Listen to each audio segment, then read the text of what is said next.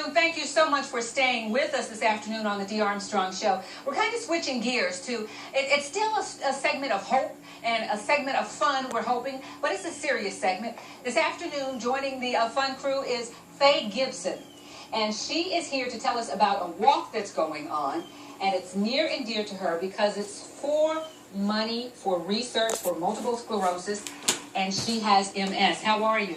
I'm good. How are you? Wonderful. When were you diagnosed? I was diagnosed in April of 2008, so about 7 years ago. You look wonderful. For someone to see her, ladies, for someone to see you, we would not know that you were suffering with an incurable condition. Can you take us back to when Faye knew something was wrong? Sure. I was in New York, and my entire left side went numb. And so my aunt is in nursing, so I called her immediately, and I said, you know, what do you think is happening? I said, I just felt like an electric surge go through my body.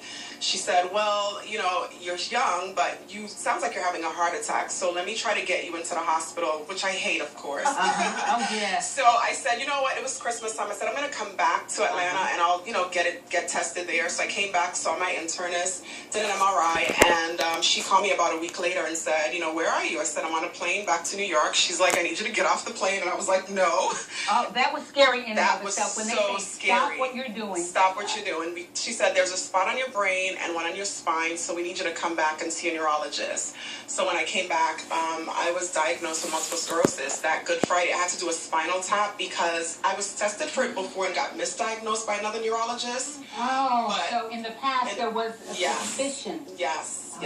So, I mean, it took about 6 months before I finally found out what was going on. And, you know, once I got diagnosed, it was kind of a sense of relief because not knowing is the worst thing. But once you knew what it was, you know, then you can kind of wrap your mind around it and then get some treatment for it. How have the treatments changed? And what is your outlook now? The treatments are so different from what they were 10 years ago. Before, they didn't even have any kind of disease-modifying medication for the disease. And now I'm getting ready to do a pill where I was taking injectables weekly. And now in a couple of months, I'm starting a new pill called Gelenia that I'm going to be using. So I'm so excited about that because it does give me a better quality of life. Any questions, ladies? We're going to pass the mic. Do you think that stress can help speed up the symptoms? Absolutely. Right, so you have to watch that. So stress can make it worse? Stress can absolutely make your disease worse. You have to keep your stress level down. Whenever you get stressed, the lesions that are already there on your brain and your spine, they tend to just get a little bit more elevated, and they hit the spot. They hit different nerves that affect your body. So I've lost my vision before, but it's come back. I've lost the ability to walk at one time. How do you make a living and work and not have that stress? I mean, you're always going to have stress in your life, so you're probably going to always have one of these disease-modifying treatments that will make you not be able to stress as much, but you have to, like, find a job that you love. Do you learn how to breathe? Make sure you get sleep? Did you get rid of that person in your life? It's so funny that you said that because when I got diagnosed, my doctor said, I want you to go home and I want you to evaluate your life. And if there's someone there that causes you stress, he's like, get rid of them. He said, I don't care if that's a husband, a boyfriend, a dog, a pet, they need to go. Was that hard? It was not that hard. Okay. You have to tell you, it was not that hard. So if I've ever broken up with you, it's because my doctor said it was okay to. Anything that causes you stress is just not good for you anyway. So, I mean, and my life has changed, I have to say, for the better. And I know that sounds crazy because you have this disease that's incurable, but it gives you a whole new lease on life. Is there like more peace, more joy, more gratefulness? I mean, when we look up at the sky and we say, life is good. When I lost my vision and it came back, it was like I was seeing things that I've never saw before. And it was like I smell things differently than I did before.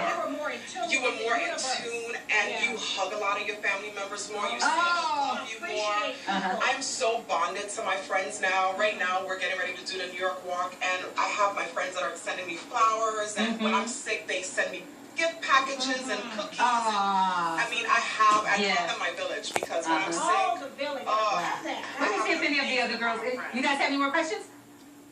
I just wonder how much emphasis throughout do you put on your exercise now, and what does it is there any disability exercise? Good. Okay. Exercise.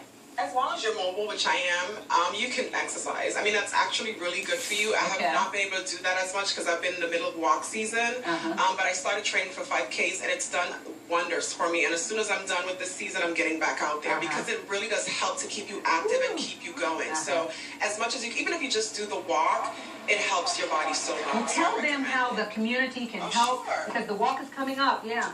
The walk is tomorrow, and I'm so proud of Columbus.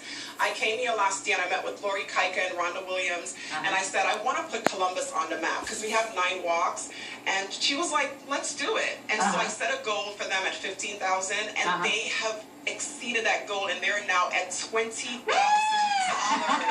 Congratulations. So I am we here have to a great community. Oh my goodness, the community has done so much. They've donated so many things to this event, and we're so proud of them and so happy, and I'm so looking forward to this event. And tomorrow. I was reading that the Lupus Foundation that you're working with, the group, has actually donated over the years $50 million. Is that right? The MS Society, they have donated $50 million towards research and towards the medications that I can proudly say I'm taking now. And so from when it was before to now, it's just been a huge increase. So it's great to be a part of an organization that helps the people that have multiple sclerosis. There's 10,000 people in the state of Georgia. Oh, wow. And that's why we do these walks. And I'm so proud of Columbus. Okay, before we go, we've got about 30 seconds. How can they still sign up? And if it's at the last minute, can they walk on and sign up? Absolutely. They can still sign up at walkms.org, or they can just come tomorrow and register.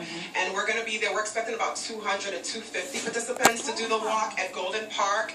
Registration starts at 8 o'clock, and walk comes at starts at 10. I invite all you ladies to come and join us. You can sign up right there. And we're looking forward to a great event. Columbus has been amazing this entire season. Thank you. We'll accept that. A 5K walk. It's 5K, so it's 3 miles around the park. Well, thank you so much for being with us today. Gibson, we'll have all of that information on the D. Armstrong Show Facebook page. Well, coming up, we're giving away Pepsi!